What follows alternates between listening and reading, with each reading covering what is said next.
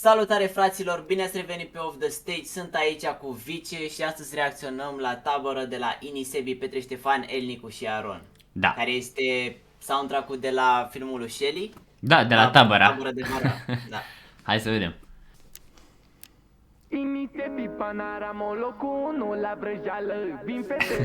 Bun, deci vreau să zic ceva. Ce părere ai despre faptul că este un film strict de acordul părinților, gen, nu știu, 12 ani, cam așa e, presupun, și în primele cuvinte se află cuvântul panorama. Păreri? La mine ca în tabăra de vară, îmi place de tine, n-ai vrea să-mi fii profesoară biologie sau chimie, să mă duce capul să... Quick pe producție, ok, nice.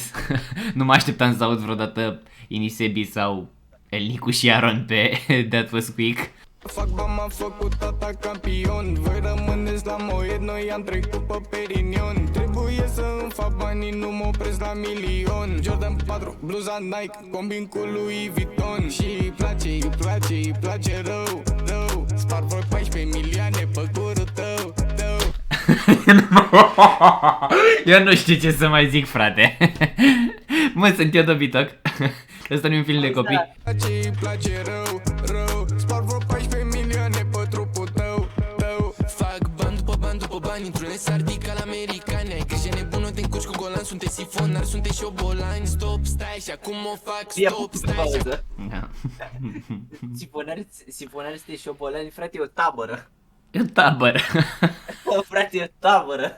Nu știu dacă ai văzut trailerul, dar ei sunt genii într-o tabără și aventurile lor. Sifonari, sunteți șobolani, sparg bani pe corul tău, da? Suntem într-o tabără de copii. Tabăra Afi Palace Cotroceni. Cum mă îmbrac de succes, sunt obsedat și de femei sunt căutat. Ini, Sebi, panorama, locul 1 la vrăjeală. Vin fetele la mine ca în tabăra de vară. Îmi place de tine, n-ai vrea să-mi fii profesoară biologie sau chimie, să mă faci... Asta-i cu țâțele pe afară și e în tabăra de vară cu copia de 10 ani de apar la film. Mami, tati, du-mă la film, te rog. Bine, hai, te duc, ce poate să fie rău. E un film de 12 ani, știi? Și intră la cu măsa și cu tasul în cinematograf și deodată se aude Ini, Sebi, panoramo. Și iese asta cu țâțele pe afară. Mai rău în boală, Ini, Sebi, panorama, locul 1 la vrăjeală. Vin fetele la mine ca în tabăra de vară. Îmi place de tine, n-ai vrea să-mi fii profesoară biologie sau chimie, să mă faci mai rău în boală. Că fac bani acum sunt bine și ne pișem pe tine. Am o durere în pulă. Hai mă, n-are cum. Eu nu cred, deci eu nu cred așa ceva. Eu nu cred că scrie aici sus official movie soundtrack. Eu nu cred. Și că undeva pe acolo scrie că e pentru film. Asta cred că este oficial singur. Nu, uite, te rog, uite-te un pic. Eu părăsesc asta. Eu mă las de reacții la piese. Asta este oficial soundtrack-ul, singurul soundtrack de film care are atâtea înjurături pe el.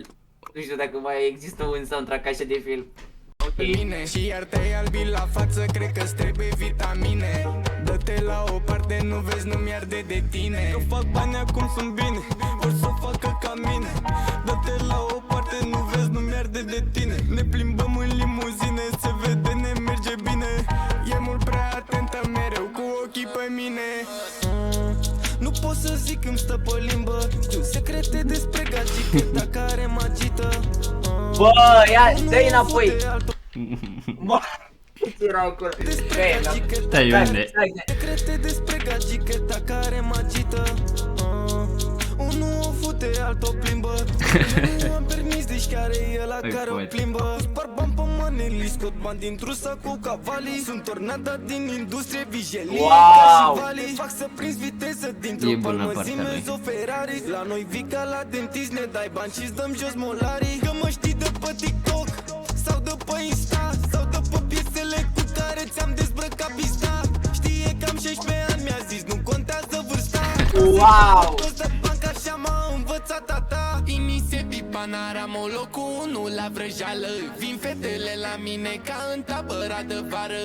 Îmi place de tine, n-ai vrea să-mi fii profesoară biologie sau chimie, să mă faci mai rău în boală. Tabăra de vară, tabăra de vară. Sus pe mese, pe la cluburi uneori și pe la școală.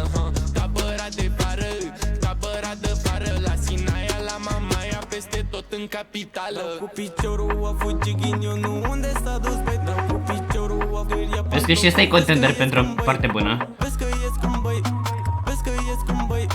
Nu însemn nimic nici dacă vii cu frații tăi. Și dacă vii cu frații tăi, un telefon și e război. Și-mi haz doar între noi, dar vezi tu nu glumi cu noi. Și zic 1, 2, 3, vezi că am intrat peste voi. 1, 2, 3, vezi că intrăm peste voi. Și acum ți-a furat gagica un copil de nu-i major. Dar putea să fii oricând pe coperta de la Dior. Inisebi Panorama, idolul idolilor.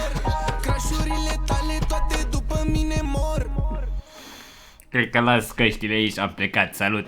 Las reacțiile pentru altcineva. Nu știu ce ar fi de zis în momentul de față. Gen, nu știu ce ar trebui să zic, dacă e bună piesă sau nu. Având în vedere că e un soundtrack, Nu știu ce poți să zici, frate. n-am auzit niciodată un soundtrack cu atâtea înjurături pe el. Ca o piesă stand-alone, poate să fie decentă, știi? Și din punct de vedere al audio și din punct de vedere al videoului, chiar dacă e același video ca toate videourile lor scoase în ultimele 6 luni, știi? Cu aceleași tranziții și așa. Da, sincer, eu nu l-am mai auzit pe Inisebi atât de clean și pe restul, atât de clean niciodată. Adică Da, se vede o producție, știi, profi cum e Quick. Intră piesa în playlist. Pentru mine nu intră această piesă în playlist. Pentru tine? Eu cred că o să-i mai ascult partea lui Petre Ștefan de câteva ori și în Da, rest, da, corect. Partea e bună. Dă-i o notă piesei. 7, nu știu. Deci dai 7 Dacă pentru nu, piesă. dacă nu cânta Petre Ștefan, nici nu-i dă niciodată. Nu, gen, poate merită, adică nu că sigur merită mai mult în ochii altor oameni, doar că mie mi-a plăcut doar partea lui Petre Ștefan și a ultimului, ți-am zis, nu știu care-i care, da? Deci pe partea de video a fost filmat în același loc unde s-a mai filmat ceva clip de la o piesă Five Gang, pentru că, nu știu, cred că ai recunoscut și tu locul. Clipul ăsta pentru mine are nota 6.50 pentru că m-am săturat de clipurile astea. Hai să citim niște comentarii, pentru că cred că ăsta o să fie cel mai tare punct al clipului. Deci eu zic că al patrulea comentariu este al lui Colo. Asta e jobul tău, să decizi care comentariu e al lui Colo, să ghicești. Da, da. Deci, da. primul comentariu este domnul Șelaru, care scrie: filmul Tabăra se lansează pe 27 decembrie. Ies bilete de pe Tabăra. Pinuit, logic și așa. Ne vedem la premiera filmului. Ok. Deja știm cât de bine o să sune înainte de premieră. Nu știu de unde știu, dar eu sunt de acord cu voi. Dacă voi știți. Să sune. Filmul? Da, filmul ascultat la casetofon. Băi, unde este comentariul domnului meu prieten Alex Cabot?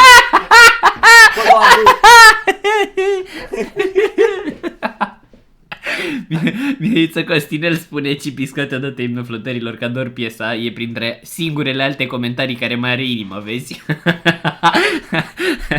Deci zici că e un fever dream clipul ăsta la care reacționez acum. Întâmplă lucruri de-astea ciudate. Au apărut Forța, a venit nou gang. Deci ăștia sunt 4 gang după 5 gang. Ok, got it. Băieți, am lăsat și noi comentariu aici, tabăra de viarnă, cine știe, știe, din Fine și Fărb. Duceți-vă acolo și bombardați-l cu like-uri. Ok, băieți, deci asta a fost și pentru piesa asta, Inisebi, Petre Ștefanel, Nicu și Aaron. S-au trecut de la filmul pentru copii, tabăra de vară, tabăra, whatever, fără vară. Eu am fost Vice, el a fost Pemdas. Nu uitați de like, de share, de comment, ce vreți voi, știți până la urmă cum e clipul ăsta, așa o adunătură, așa să fie și comentariile și like-urile și tot. Ne vedem data viitoare, ciao!